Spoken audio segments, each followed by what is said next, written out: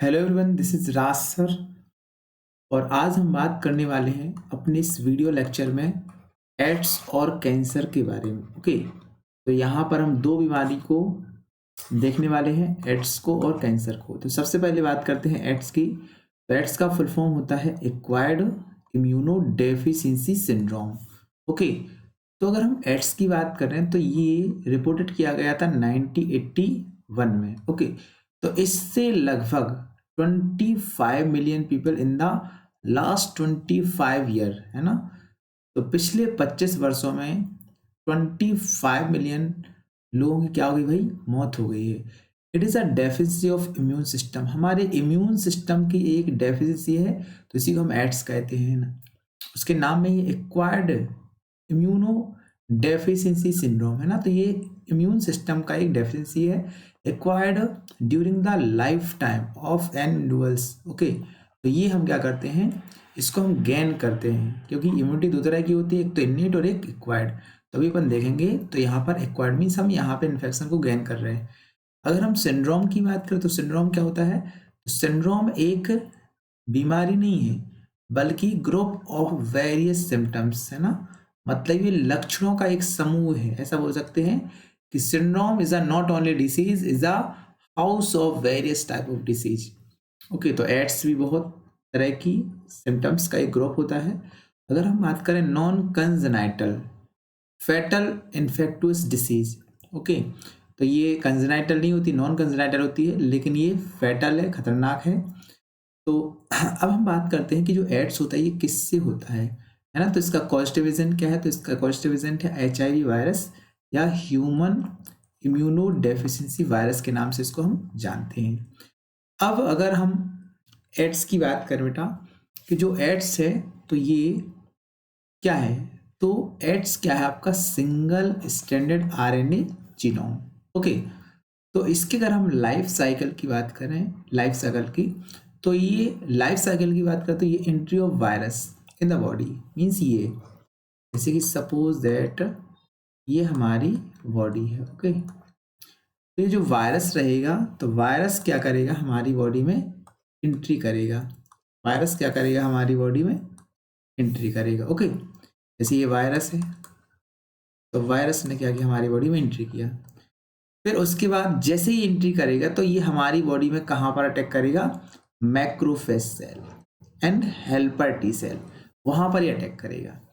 तो इसके mode of transmission क्या होना चाहिए कि भाई ये किस किस से फैलता है। और दूसरी बात, अगर हम हाई रिस्क इंडिविजुअल्स की बात करें तो किस किस में हाई रिस्क है, तो ये देख लेते हैं। तो मोड ऑफ ट्रांसमिशन है इसका सेक्सुअल कांटेक्ट, मतलब ये कि अगर हम किसी पर्सन के सेक्सुअल कांटेक्ट में आते हैं या कॉपुलेशन करते हैं तो इससे हमको एड्स हो जाएगा। या फिर प्लेसेंटा से, माँ के द्वारा ये उसके बच्चों में फैल सकता है। या फिर हम ब्लड को ट्रांसफ्यूज कराएंगे, मीन्स ब्लड डोनेट करेंगे, एक्सेप्ट करेंगे, तो इससे भी हो सकता है। या फिर जो इन्फेक्टेड निडल होती हैं तो इनके द्वारा भी ये हो सकता है भाई, एड्स हो सकता है। तो ये इसके हो जाएंगे मोड ऑफ ट्रांसमिशन। अब हम देखेंगे हाई रिस्क ऑफ इंडिविजुअल, है ना, तो किस में होने के ज़्यादा चांस है। तो सबसे पहले तो ऐसे व्यक्ति जो बहुत सारे व्यक्तियों से कांटेक्ट रखता है, सेक्सुअल कांटेक्ट करता है, या मल्टीपल सेक्सुअल पार्टनर से कांटेक्ट रखता है, तो उसको भी हो सकता है। दूसरा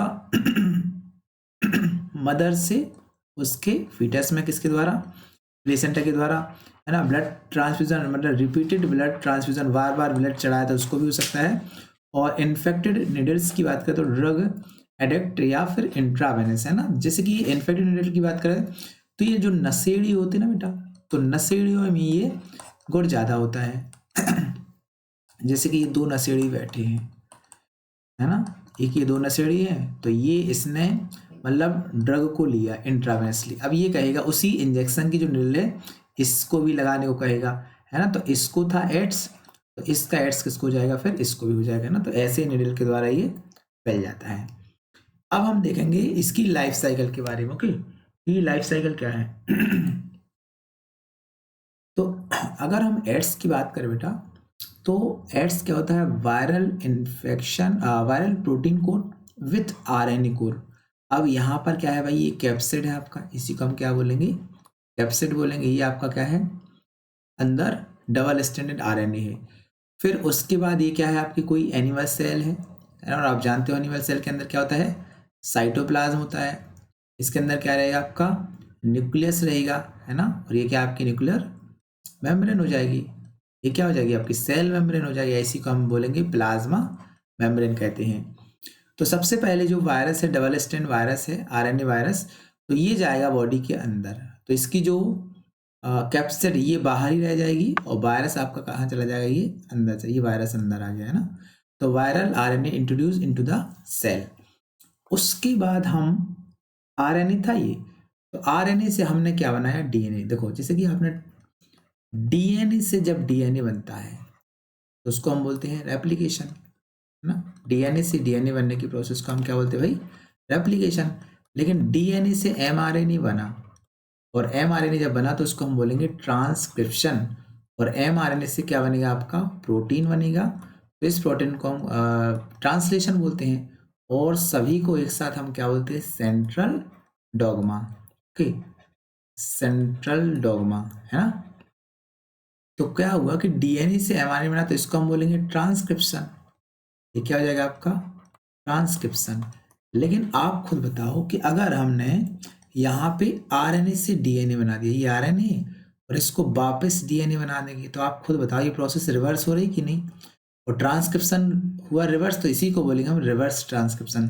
तो यहाँ पर यही होता है, ये आरएनए है, लेकिन आरएनए से फिर क्या बन जाएगा, आपका डीएनए बन जाएगा। क्या बन जाएगा, डीएनए। तो ये किसके द्वारा हुआ, तो लिखा है viral DNA is produced by the reverse transcriptase enzyme, hence retrovirus. Okay, तो यहाँ पर रेट्रोवायरस का जो आरएनए था, तो इससे क्या बन गया आपका डीएनए। अब ये डीएनए करेगा आपका किस पर, न्यूक्लियस के इंटर क्या करेगा, ये इम्पोर्ट करेगा। तो viral DNA incorporated into the host genome, है ना।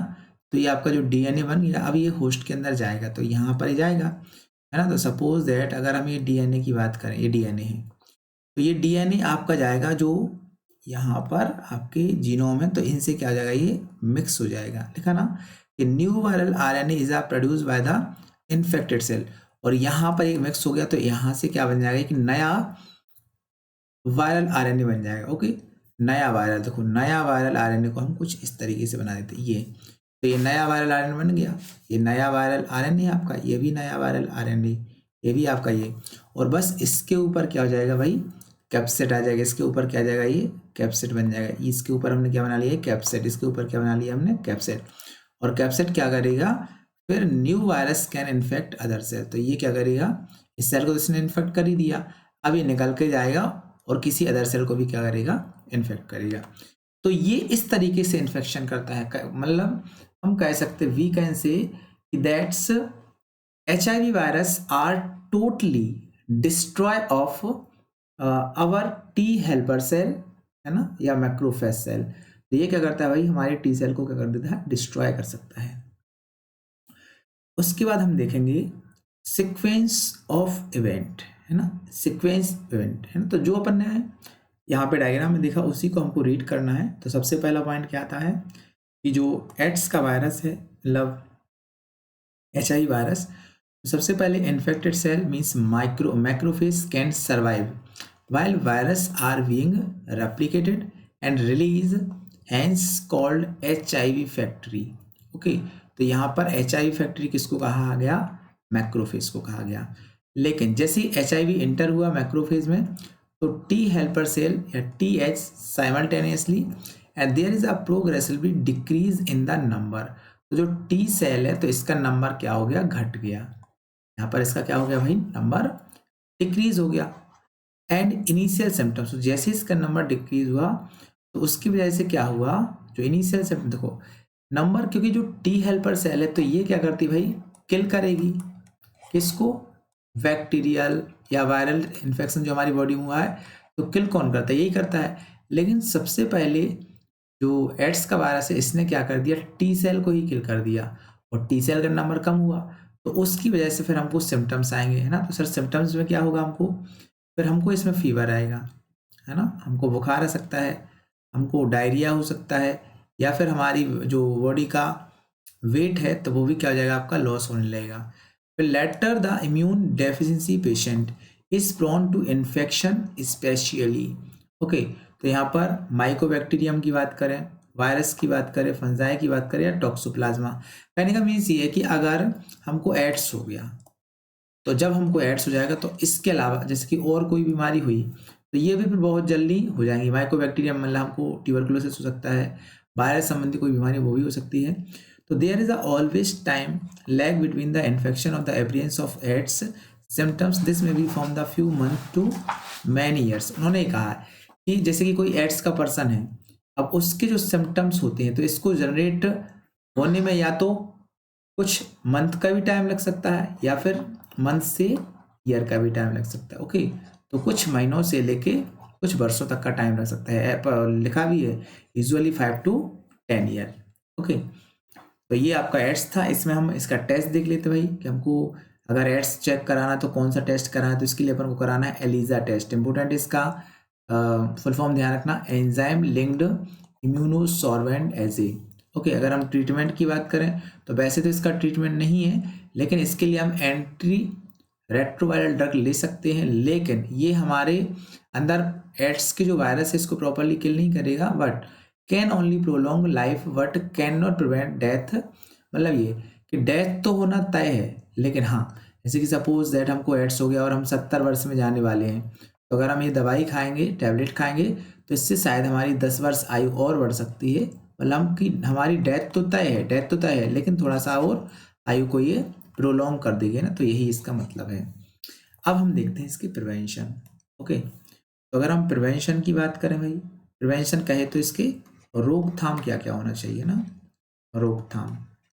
तो प्रिवेंशन को हम देखते हैं, तो फर्स्ट आएगा डिफरेंट एजेंसी लाइक एनजीओ, है ना, जो नॉन गवर्नमेंटल ऑर्गेनाइजेशन होते हैं, NGO, NACO and WHO, world health organisation, start number of programme. तो ये क्या होते हैं भाई, छोटे लेवल पर ये प्रोग्राम्स को जनरेट करते हैं। तो इनमें क्या होते हैं, एजुकेट पीपल होते हैं, तो ये क्या करते हैं, एड्स के बारे में जानकारियाँ देते हैं, है ना, aware of the AIDS and don't die of ignorance and some of the measurement preventing spreading of HIV infection. मतलब ये जगह जगह पर क्या करते भाई, लोगों को जागरूक करते हैं, है ना, जगह जगह पर ये पंडाल लगाते हैं और लोगों को जागरूक करते हैं ताकि लोग वाव एड्स के बारे में जानें और एड्स कैसे होता है इनके बारे में भी जानें। तो making blood bank safe from the HIV, उन्होंने कहा कि अगर हम ब्लड बैंक से ब्लड लेते हैं तो हमको सेफली लेना चाहिए। अगर ऐसा नहीं कोई HIV पर्सन है उससे हमने ब्लड को ले लिया, तो ऐसा नहीं हमको करना चाहिए, बल्कि में ब्लड तो देगा लेकिन हमको एड्स भी मिल जाएगा। फिर use of only disposable needle and syringe in public and private hospital and clinic. उन्होंने कहा कि सपोज हम हॉस्पिटल पर इंजेक्शन लगवाने जाते हैं, सुई लगवाने जाते हैं, तो हमको अगर जैसे ये पर्सन है, अब इसको भाई फीवर था, तो डॉक्टर ने उसी इंजेक्शन से इस पर्सन का फीवर सही किया और वही इंजेक्शन में वही निडल आपको लगाने वाला है। तो हमको ऐसा नहीं करना चाहिए, हमको क्या करना चाहिए, उससे डॉक्टर से कहें कि आप दूसरी निडल का यूज करें। And free distribution of condom and advocating safe sex, है ना, तो अगर हम सेक्स भी करें तो हमको सेफली सेक्स करना चाहिए, कॉन्डोम का यूज़ करना चाहिए ताकि हम एड्स जैसी गंभीर समस्याओं से बच सकें। And controlling drug and abuse. Okay, तो जो ड्रग्स लेते हैं, है ना, तो इसको भी हमको कंट्रोल करना चाहिए, इसके हानि जो हार्मफुल इफेक्ट है उससे भी हमको बचना चाहिए। तो हमने फाइनली एड्स को देख लिया। अब हम स्टार्ट करते हैं कैंसर। ओके, तो कैंसर क्या है इसको हम देखने वाले हैं, कैंसर क्या है ना। तो पहले कैंसर समझ लेते हैं, कैंसर एक्चुअल में क्या है। देखो जैसे ये नॉर्मल सेल है, ये नॉर्मल सेल है। अब ये नॉर्मल सेल क्या करेगी भाई, नॉर्मल तरीके से डिवाइड होती है। देखो ये नॉर्मल तरीके से आपकी डिवाइड होती है ना, मतलब ये नॉर्मल तरीके से डिवाइड होगी। लेकिन अगर हम इस सेल की बात करें, ये सेल है और ये क्या हो रही भाई, बहुत अनकंट्रोल मैनर में क्या हो रही है, डिवाइड हो रही। देखो अगर नॉर्मल मैनर में डिवाइड होती है, कंट्रोल मैनर में डिवाइड होती है, तो उसको तो हम नॉर्मल सेल बोलेंगे। लेकिन ये सेल आपकी अनकंट्रोल मैनर में क्या हो रही है, डिवाइड होती है। और जब कोई सेल अनकंट्रोल मैनर में क्या होती है, डिवाइड होती है, तो उसी को हम बोलते हैं ट्यूमर।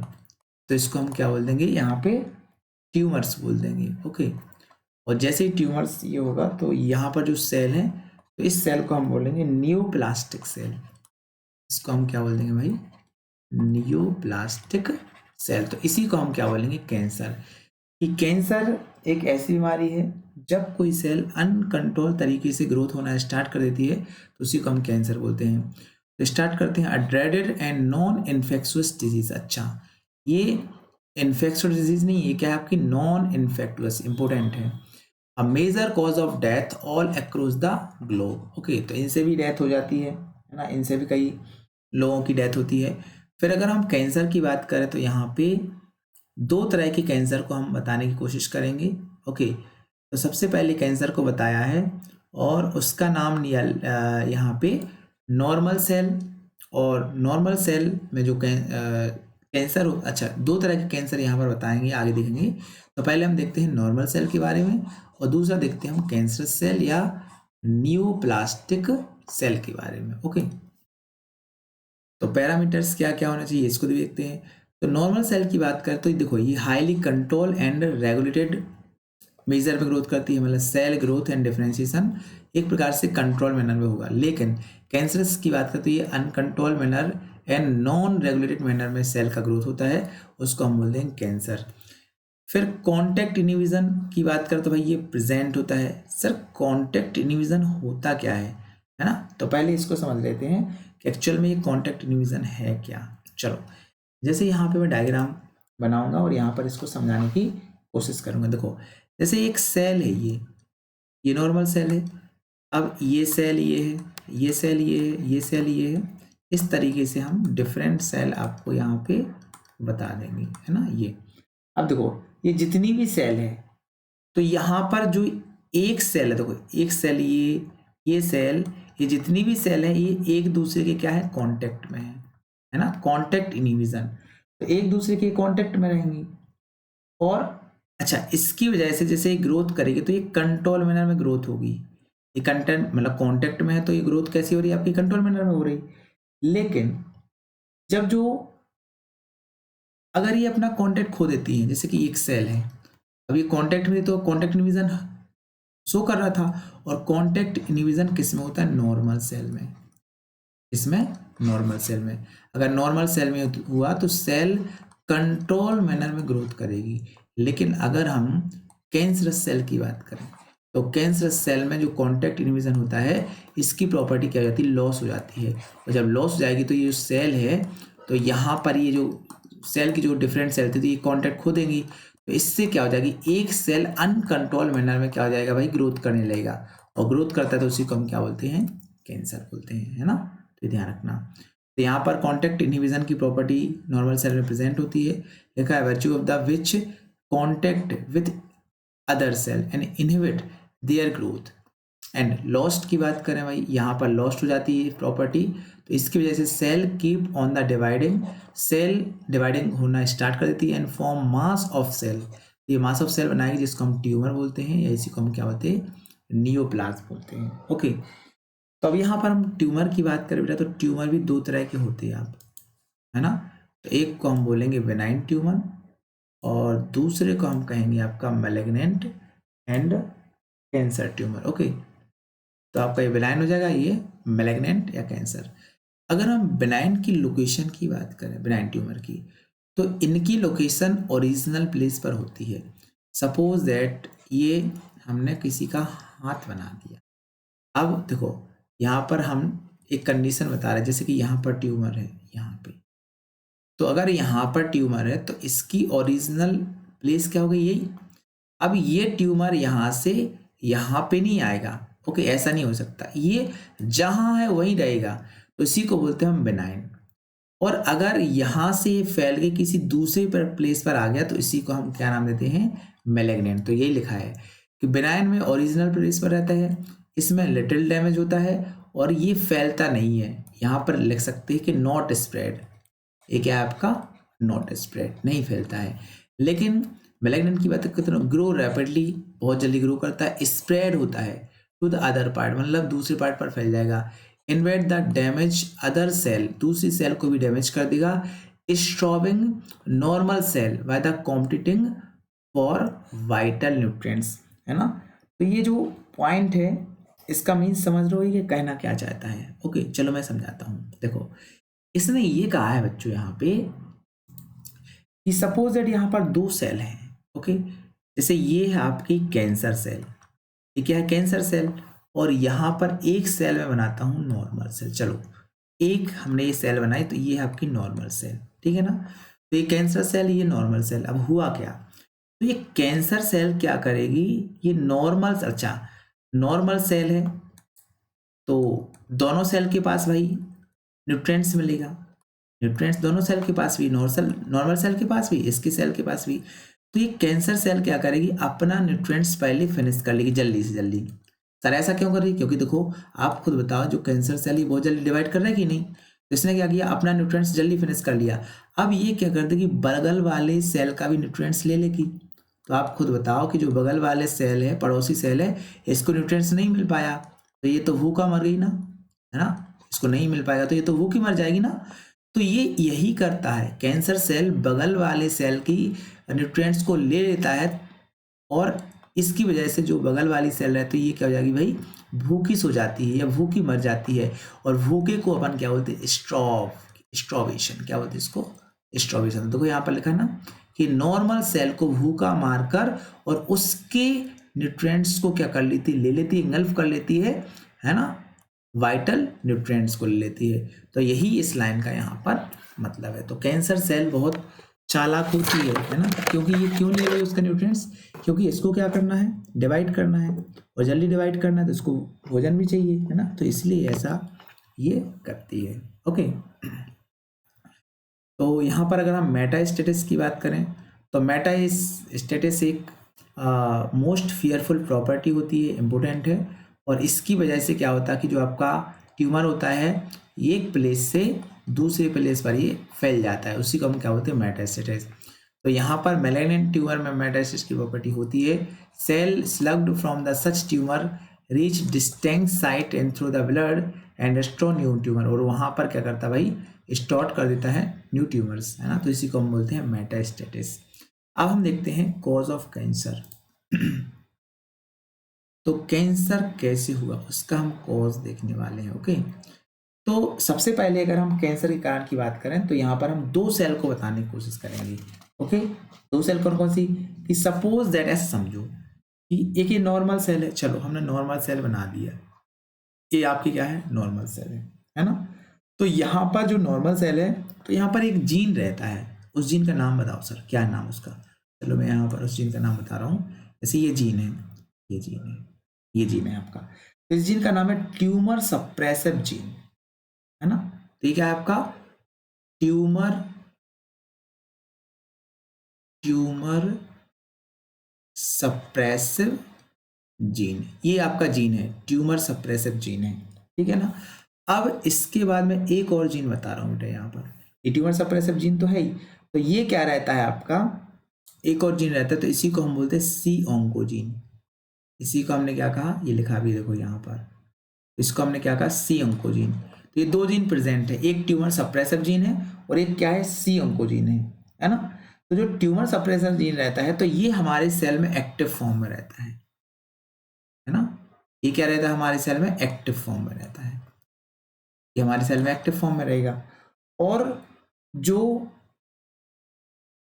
सी ऑन्कोजीन रहता है तो सी ऑन्कोजीन किस फॉर्म में रहता है भाई इनएक्टिव फॉर्म में, इनएक्टिव फॉर्म में, है ना।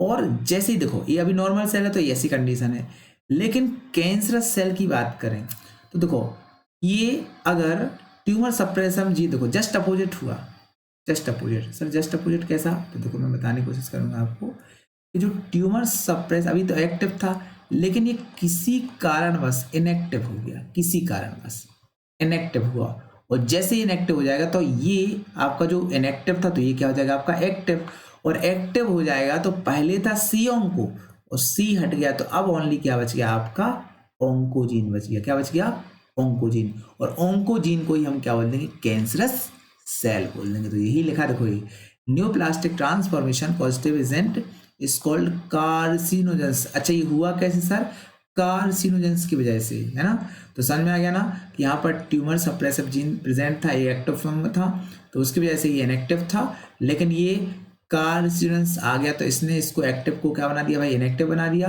और जैसे इनएक्टिव बताएगा तो जो सी ऑन्कोजीन था ये ऑन्को में कन्वर्ट हो गया, और उसी की वजह से ये क्या हो गया, हमको कैंसर हो गया, है ना। लेकिन सर हमको तो समझ में नहीं आया, एक और अच्छा तरीका बता दो, ठीक है ना। तो चलो एक और तरीका बताता हूँ मैं, देखो ऐसा समझो इसको। चलो ये ये ट्यूमर सप्रेसर जीन है, ये आपका ट्यूमर सप्रेसर जीन, और अभी ये क्या है आपका एक्टिव फॉर्म में है ना। चलो इसको हम मानते हैं पापा जी हैं, ये क्या है आपके पापा जी हैं। अभी पापा जी हैं तो जो बेबी रहेगा ये बच्चा है, ठीक है ना। अच्छा बच्चे का नाम हम दे देते हैं, तो इसका नाम क्या हो जाएगा आपका सी ऑन्कोजीन। क्या इसका नाम है, सी ऑन्कोजीन। तो ये क्या हो जाएगा, इसका बच्चा हो जाएगा। अच्छा ये एक्टिव और ये क्या रहेगा आपका इनएक्टिव, ठीक है ना। तो सीधी बात देखो, अब भाई क्या हो गया कि पापा जी को आ गया काम, है ना, पापा जी को काम आ गया, मतलब यहाँ पर आ गया आपका कौन सा जो कार्सिनोजेनिक सब्सटेंस है वो आ गया यहाँ पर, है ना। तो पापा जी यहाँ पर प्रेजेंट थे तो बच्चा बिल्कुल शांत बैठा था, इनएक्टिव था। लेकिन जैसे ही पापा जी यहाँ से भागे तो बच्चा क्या हो गया, इनएक्टिव से एक्टिव हो गया। तो सीधी बात हम कहना यही चाहते हैं कि जब ये पापा जी थे तो सी ऑन्कोजीन इनएक्टिव था, लेकिन पापा जी गायब तो बच्चा क्या हो गया, एक्टिव। और एक्टिव हुआ तो यही किसका कारण है भाई, कैंसर का कारण। समझ गया ना, ओके। तो समझना इसको। फिर देखते हैं कैंसर की बात करें बेटा, तो कैंसर क्या होते हैं, ionising radiation, okay, ionising radiation, फिर नॉन आयोनाइजिंग रेडिएशन। यहाँ दो रेडिएशन हम बताएंगे, एक तो आयोनाइजिंग रेडिएशन और दूसरा हो जाएगा आपका नॉन आयोनाइजिंग रेडिएशन, है ना। फिर यहाँ पर रहेगा आपके फिजिकल एजेंट। तो इसमें क्या बात कर रहे हैं, एक्सरे, गामा रे और यूवी रे, है ना। तो इसको इंपॉर्टेंट है, ध्यान रखना कि आयोनाइजिंग में हमने क्या देखा भाई, एक्सरे देखा, गामा रे देखा, और नॉन आयोनाइजिंग में यूवी रे देखा। फिर अगर हम केमिकल एजेंट की बात करें तो केमिकल एजेंट क्या हो सकते हैं, तो जिस देखो तंबाकू की बात करें, है ना, स्मोकिंग करते हैं तो इनमें क्या होता है, केमिकल होता है, और उस केमिकल का नाम क्या है, निकोटीन। क्या होता है, निकोटीन। कल मैंने एक वीडियो डाली थी तो उसको देख लेना, जिसमें हम डेंगू, चिकनगुनिया और तंबाकू के बारे में बताया था, निकोटीन्स। तो निकोटीन्स क्या है, केमिकल, और जो क्या करेगा, हमको कैंसर करेगा। अगर इसको हम सिगरेट स्मोकिंग करते तो इससे हमको लंग कैंसर होता है, अगर इसको हम चबाते हैं, च्यूइंग करते तो इससे हमको ओरल कैंसर होता है। तो ये तरह तरह के कैंसर होते हैं, है ना। फिर बायोलॉजिकल एजेंट की बात करें तो ये क्या है, oncogenic, virus carry viral oncogene. फिर दूसरा अगर हम डायग्नोसिस एंड डिटेक्शन की बात करें तो इनको early detection allow the disease to be treated successfully and many cases, है ना। तो हमको जल्दी से इसको देख लो ताकि हम इस बीमारी को क्या कर सके भाई, सही कर सके। तो यहाँ पर टेक्निक दी गई है, हमारी टेक्निक दी गई है, और बेसिस एंड डिटेक्ट्स। तो हम सबसे पहले यूज करेंगे बायोप्सी मेथड, है ना। तो बायोप्सी हम क्या करेंगे, हिस्टो पैथोलॉजिकल स्टडी, हम पेशेंट से उसकी हिस्ट्री पूछेंगे और स्टडी करेंगे। फिर क्या करेंगे, हम टिश्यू को लेंगे और उसको हम इन्वेस्टिगेट करेंगे, और उसके मीडियम से क्या करें, हम डिटेक्ट कर पाएंगे। Blood and bone marrow test करेंगे, तो ये टेस्ट होता है ना। तो इसमें क्या है, हम सेल को भाई काउंट करते हैं, है ना। तो हम देखते हैं इसमें कि ल्यूकेमिया। रेडियोग्राफी की बात करें तो यहाँ पर ये एक्सरे पर आधारित होती है, जिसमें हम देखते हैं इंटरनल ऑर्गन कैंसर। फिर सीटी की बात करें, इसको हम बोलते हैं कंप्यूटेड टोमोग्राफी, ओके। तो ये बेसिस क्या है आपका, एक्सरे हो जाएगा, और इसमें डिटेक्ट करते हैं internal organ cancer. 3D image, तो हम अपन कैंसर की क्या कर देते हैं, बस 3D इमेज। तो ये बहुत इंपॉर्टेंट है, 3D इमेज इसके मीडियम से दिखती है। तो अपन को ध्यान रखना, सीटी मतलब कंप्यूटेड टोमोग्राफी, इसी को हम बोलते हैं सीटी स्कैन। अब एक और आता है आपका एमआरआई, है ना, एमआरआई। तो एमआरआई की अगर हम बात करें तो मैग्नेटिक रिजोनेंस इमेजिंग, तो strong magnetic field and non ionising radiation होती है, ओके। अच्छा इसमें ध्यान रखना, एमआरआई क्या है, आयोनाइजिंग की नॉन, तो नॉन आयोनाइजिंग रेडिएशन होती है। Accurately detect and pathological and physiological change in living tissue, तो हमारे लिविंग टिश्यू में जो भी चेंजेस आती है तो चेंजेस को पता करने के लिए हम किसका यूज करते हैं भाई, एमआरआई टेक्निक का। फिर एक और टेक्निक है मॉलिक्यूलर टेक्निक, एक और लास्ट टेक है आपकी मॉलिक्यूलर टेक्निक। तो मॉलिक्यूलर टेक्निक क्या है, आइडेंटिफिकेशन ऑफ द जीन, इसमें हम जीन को पहचान लेंगे, responsible for the susceptibility of the certain cancer, तो हमको कैंसर के बारे में पता चलेगा। एंटीबॉडी बेस्ड टेक्निक, इसमें अगेंस्ट कैंसर स्पेसिफिक एंटीजन है ना, तो इससे भी एंड सर्टेन कैंसर इसका टेक्स्ट हो जाएगा। अब हम देखते हैं tumour cell have ability of the avoid detection and destruction by immune system. जो हमारे ट्यूमर सेल होते हैं तो इनके पास ऐसी एबिलिटी होती है जो avoid detection and destruction of the immune system, मतलब ये क्या करते हैं, हमारे इम्यून सिस्टम को क्या करते हैं भाई, पूरा डिस्ट्रक्ट कर देते हैं, और डिटेक्शन को क्या करते हैं, अवॉइड कर देते हैं, है ना। तो ये आ जाएगा आपका tumour cell. Approaches for the treatment, है ना, हमको क्या क्या इसके लिए इलाज करवाना चाहिए। तो पहली बात तो ये सर्जरी, दूसरा रेडियोग्राफी बोल सकते हैं, रेडियोथेरेपी, इसमें हम क्या करेंगे, ट्यूमर सेल, फिर रेडिएटेड लेथली, फिर कीमोथेरेपी की बात करें तो इसमें तो आपको पता ही है, कीमोथेरेपी लेंगे हम, कीमो कराएंगे, लेकिन इसका साइड इफेक्ट ये है कि हेयर लॉस हो जाते हैं और ब्लड की कमी होती है, इसको हम एनीमिया कहते हैं। इम्यूनोथेरेपी की बात करें तो इसमें हम क्या देते हैं, अल्फा इंटरफेरॉन देते हैं, ये बहुत इंपॉर्टेंट है। इम्यूनोथेरेपी अल्फा इंटरफेरॉन देते हैं जो बायोलॉजिकल रिस्पॉन्स मॉडिफायर होता है और एक्टिवेट करता है ये इम्यून सिस्टम को and help the destroying of the tumour, है ना। तो ये भी बहुत इंपॉर्टेंट है कि हम क्या कर सकते हैं, अल्फा इंटरफेरॉन देंगे जो क्या करेगा, आपका ट्यूमर को डिस्ट्रॉय करने में क्या करेगा, हेल्प करेगा। तो इस तरीके से फाइनली हमने ये दोनों टॉपिक कर लिए, है ना, कैंसर एंड एड्स। तो आशा करता हूँ कि आपको वीडियो पसंद आई होगी, और अगर आपको वीडियो पसंद आई तो आपको क्या करना है, हमारे चैनल को सब्सक्राइब करना है और वीडियो को लाइक करना है एंड वीडियो को शेयर भी कर देना है। थैंक यू सो मच बच्चों।